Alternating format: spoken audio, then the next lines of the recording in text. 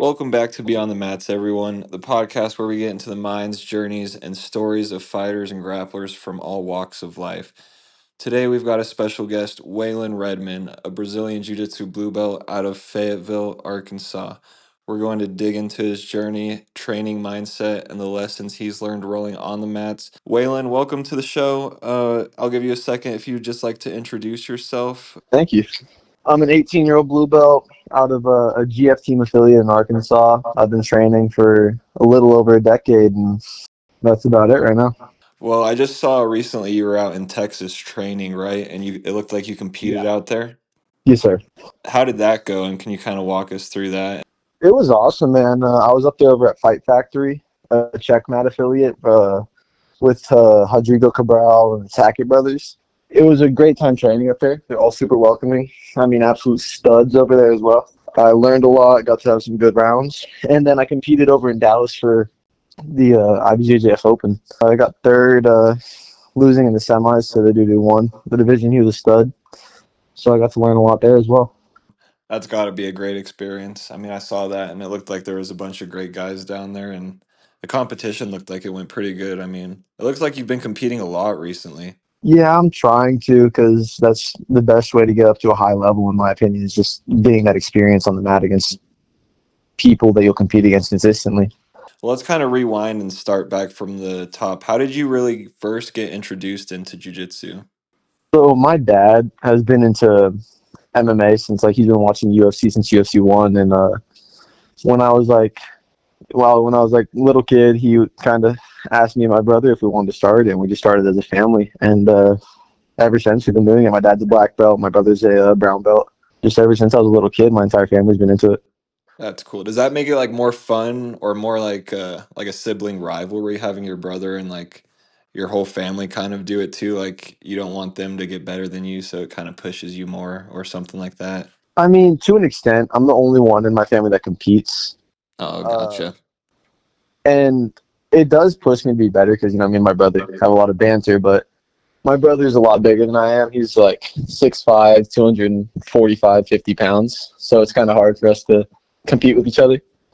But it's definitely pushed me to want to be better. And what weight class is it that you compete at? Normally at the 70 kilo weight class for 80cc, which is 154 pounds. And then I'll normally do anywhere from 157 to 162 for IBJJF.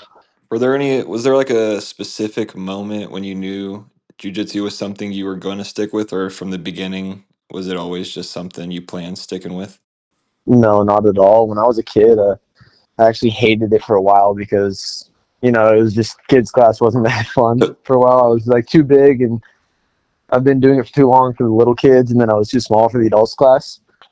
So Yeah. I actually quit for a while. But my freshman year of high school, I started wrestling, and it kind of just lit a flame under my ass and made me want to be a lot better. Yeah. So you're only 18, right? Are you still in high school? I graduated this last year. Were you still wrestling? My freshman through junior year, and my senior year, I quit to fully just do jiu-jitsu. You're a blue belt. People always say that's like one of the toughest belts mentally. How has that been for you, and how have you been just handling that? Good. I agree with it. I think blue belt is harder than other divisions, not skill-wise. I think it's just if you really want to, if you want to go win blue belt worlds, you have a 115-man bracket in my weight class. You have to fight 9 times to get to the finals. It's mentally harder than other belts, I feel. Yeah. But I think I'm used to it because wrestling kind of put it in me where I'm competing 3 to 4 times a week at tournaments where I have 4, 5 matches.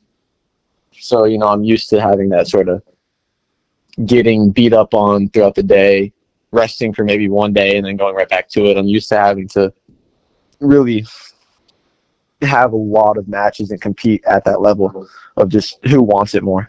So what's one of the things that's like the biggest jump in skill or mindset that you've noticed from white to blue belt? I would say the biggest jump is just body awareness. If you start rolling with the white belt, you can kind of toss them around. They'll be super stiff, and it's all kind of the same level. You will get some white belts that are much better than others, but at blue belt, the like skill set varies so much between hobbyists that have done one Fuji or two Fujis to a blue belt world champ from like AOJ or something, like body awareness I feel is the biggest gap. That makes sense. One thing I wanted to ask you is I saw you just competed in a grappling match inside of a cage. Was that like different at all than a normal mat, or did it kind of feel the same, or how was that? I honestly, it felt different, but not in like a bad way. Normally, if I go do like a any sort of other tournament, I'm more nervous, I feel, or more like just a little bit of like anxiety before. For some reason, I was expecting it to be bad, but waiting outside, like about to go into the cage, it didn't even feel like I was about to compete. All my friends were around me, they were in my corner. It was like a good feeling, not a I'm about to compete, I can't lose type Yeah. situation. Yeah, that makes sense. I just figured that could be like so different just because one cage and then versus like 12 mats of other people competing around you. It feels like not everyone's focused on you. Well, tell me a little bit more about the gym and training environment in Fayetteville and kind of how that is for you. So it's surprisingly good. You think of Arkansas, it's kind of a barren community, but we lucked out. We have Bebeto Oliveira as our head coach, and he was the IBJJF adult and master world champion last year. He's an Ogi world champion, Pan Am champion, absolute stud. We have our other coach. He just moved up to Bentonville, which is a town over. His name is Ismael Santos. He just won American Nationals. Like we have these black belts, brown belts straight from Brazil coming to help coach. So we really lucked out. I mean, great community, a good mixture of like competition athletes and then your like hobbyists. So I mean, it's a pretty good gym. No, that sounds great. So that kind of ties into the next question.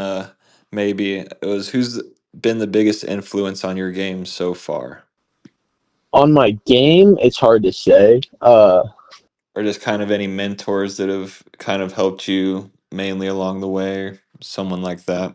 I mean, my dad's definitely in there because he's been with me like every part of this.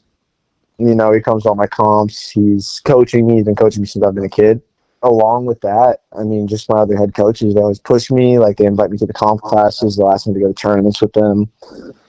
So those are probably the people that have shaped my game the most. They give me the hardest rounds, just the ability to look into someone who's that much better than me. Awesome, that's great. What's kind of a typical training week like for you right now? So normally it's I do like 2 practices a day, and I try and lift 4 times a week. That's kind of what like it is. I'll normally do a gi practice, a no gi practice, and then like some drilling afterwards. I'll try and drill for like 30, 45 minutes, maybe an hour. So I'll normally do jiu-jitsu for maybe 2.5 to 3 hours a day. If I don't work that day, it'll be more. But other than that, it'll be, lifting 4 times a week, 4 times a week, and just training hard every day. What would you say your go-to submission is when you're in a match? What's one thing you'd try to look for? What's your favorite submission? Rear naked chokes are probably my highest percentage. Rear naked chokes and triangles are definitely my highest percentage. But I do like to. I've been liking to look for a lot of leg locks lately because I got beat by them, and I've just been working them so much. So I've been looking for those more. Yeah, I feel like that's one of the things too from white to blue belt.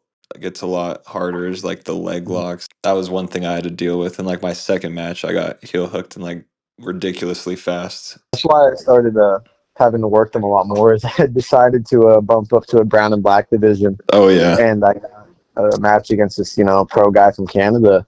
He heel hooked me pretty quickly. Dude, that is not fun, but that's the best way, like you said, just learn that and get better at that. And Yeah, and I mean it's worked. I've been hitting them lately in comp. So everyone knows jiu-jitsu can be a roller coaster, just kind of up and down. What's been one of your lowest points in kind of training or competing so far?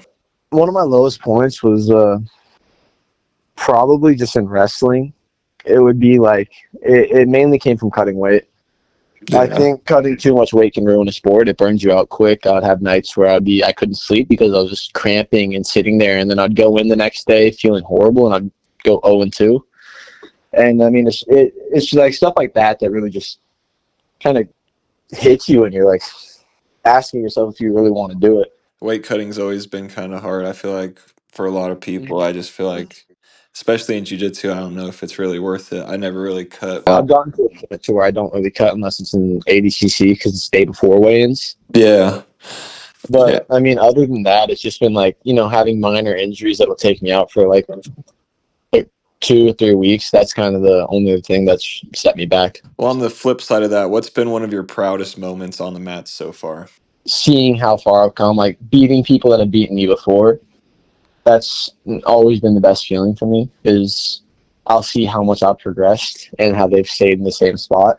Mainly just been beating people that have beaten me in the past. How has training jiu-jitsu affected your life outside of the gym? Is there anything you can think of specifically? 100%. I mean, just work ethic.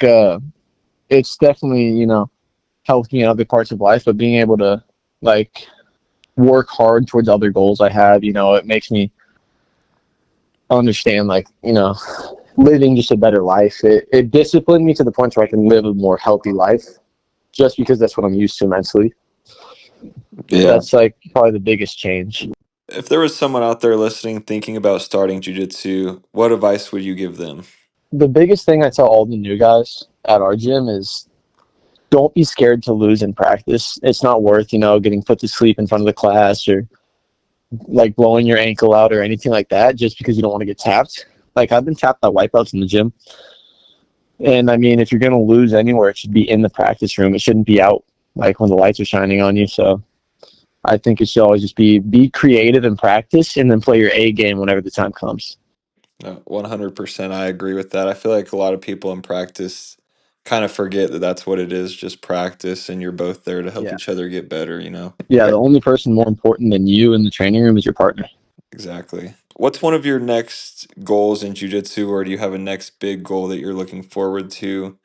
I definitely want to hit a couple more IBJJFs. My main goal was to go to like Nogi Panzer Worlds, but not sure if I'll be able to make that. So my goal right now is win an ADCC Open at advanced or intermediate. This might be a little hard one to think about right now. I know you're really young and just thinking about competing, but do you ever think about coaching or maybe opening a gym one day in the future? That's the goal. I talk to my main training partner. I talk to him about this all the time. It's you know once I win worlds, hopefully if I can be a black belt world champion, I'm gonna stop training or not stop training, but I'm gonna stop competing and I'm just gonna open a gym. That's been my goal for a long time. That's an awesome plan. I feel like a lot of people want to open a gym, but no one really takes like the next step. So I feel like that's Yeah. really, yeah, I feel like that's a solid plan. Good luck with that. And I mean, it's been awesome having you on. Those were my last questions. Any words that you would like to say? I'll let you kind of have a second and kind of shout out any sponsorships or teammates, coaches. I mean, for sponsorships, Protagonist Athletic Wear is my sponsorship right now. They're a great brand. It's veteran owned. It's out of New York, and they have great designs for the rash guards and stuff. It's a good company, easy to work with. But other than that, it's just anybody listening, they should start jiu-jitsu. I think it's a great move for everybody, no matter age, gender, anything. I think you should start. Yeah, that's one thing. It's never too late to start. I feel like a lot of people are like, "Oh, is it too late for me to start? I'm already like 30 or 40," but that's one thing that about jujitsu is it's never too late. Yeah, I 100% agree. I appreciate your time and kind of giving us this insight and all this information. It's been really awesome. We look forward to watching you in the future. That's one thing too. What's your Instagram that people can check out for you? It is Waylon.Redman That's a wrap for today's episode of Beyond the Mats. If you enjoyed this episode, hit that follow button, leave a review, and be sure to check us out on Instagram at Beyond the Mats Podcast. Also, do not forget to share this episode with a friend. Look forward to more episodes coming weekly. For now, I'm your host, Ethan Geracia, and thank you for listening to Beyond the Mats.